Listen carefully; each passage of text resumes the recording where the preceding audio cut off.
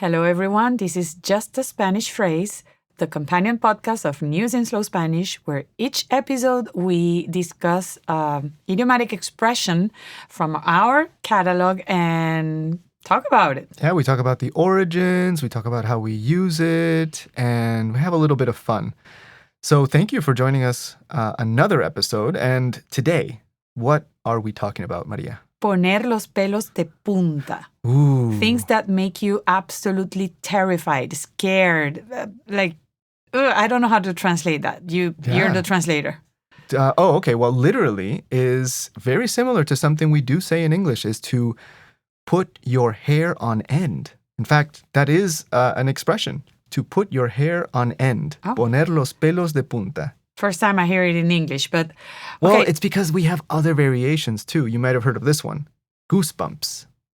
But that's not the same. That's poner la piel de gallina. Yes, that's right. And we can talk about that later when we talk about the origin, a little side note about goosebumps and piel de gallina. But goosebumps in English is often used to talk about things that are scary, just like poner los pelos de punta. And of course, I'm going to ask you, ¿qué te pone los pelos de punta? I knew it. I knew you were going to ask me that. Okay, I'm going to tell you a story. I love stories. Go ahead. So to this day, I have a little bit of leftover fright, just like an unconscious fright, even if, my beliefs and my knowledge has evolved. But I am a little bit unnerved. Se me ponen los pelos de punta when I think about alien abductions. Wow. Yeah. You went all out. It's really out there. But I have a good reason, and here's the story. When I was very young, I lived in a house we had neighbors that had very loud parties into the wee hours of the night. So imagine me, little, 5-year-old Renzo, sleeping, and my window to my room happened to look out onto the backyard of that neighbor.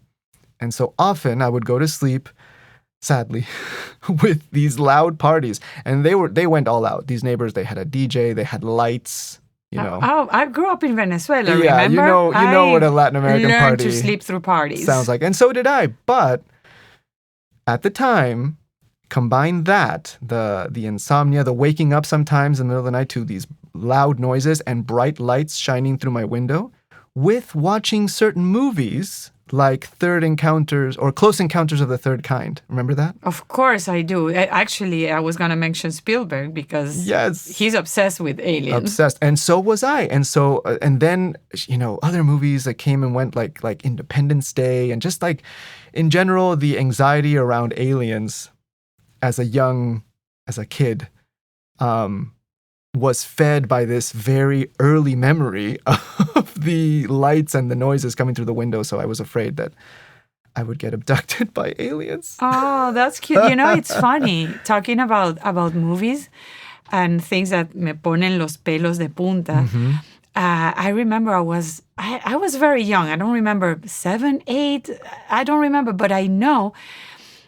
As you, I grew up with always people in my house talking about all sorts of stuff or partying. And at some point, they were talking about the movie The Exorcist. Ooh.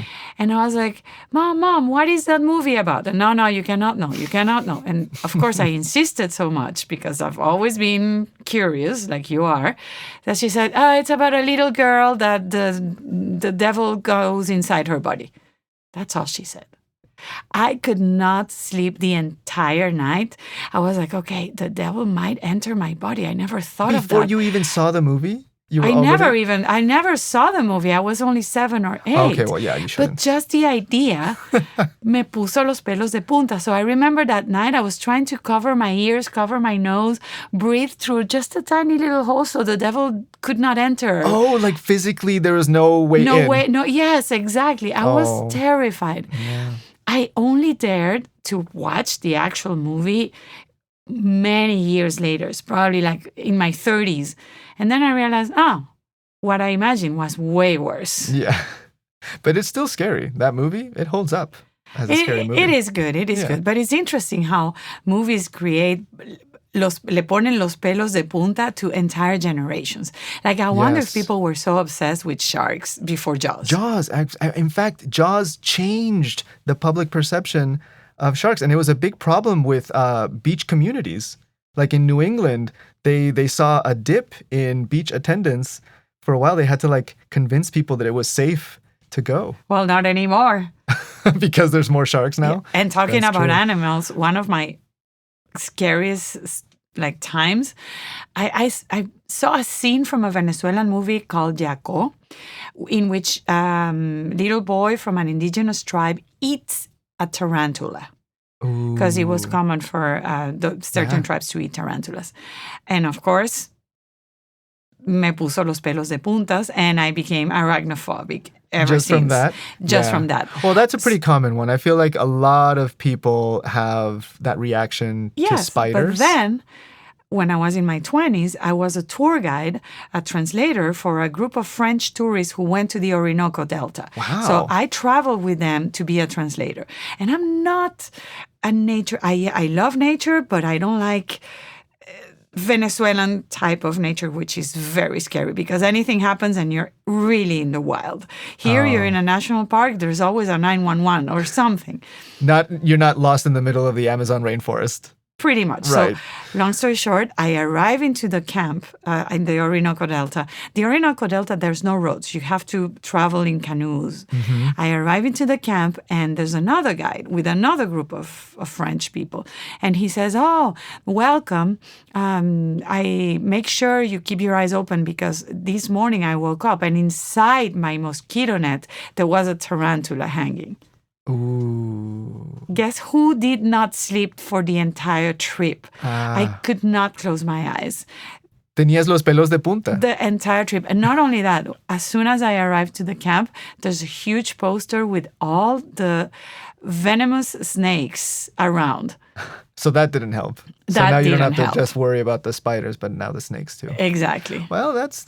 I think you should be on guard, especially if you're in the jungle. But I think I've come around with spiders. Maybe early in my youth me ponían los pelos de punta, but now I consider them household allies because they're catching and eating the other bugs that I don't like. Let's not talk about spiders. Tell me the origin of poner los pelos de punta. Well, whether it's aliens or the devil or Jaws or snakes and spiders, these are all things that cause fear, that cause apprehension, at least because it's a threat. It's something that makes us nervous.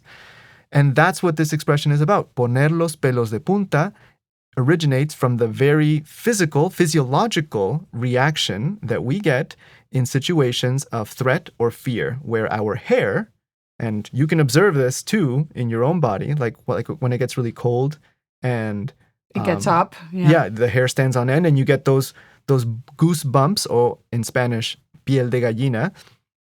It's the same reaction that happens with fear. And we've observed it for generations, for decades, for hundreds of years in other animals. And that's where the expression comes from.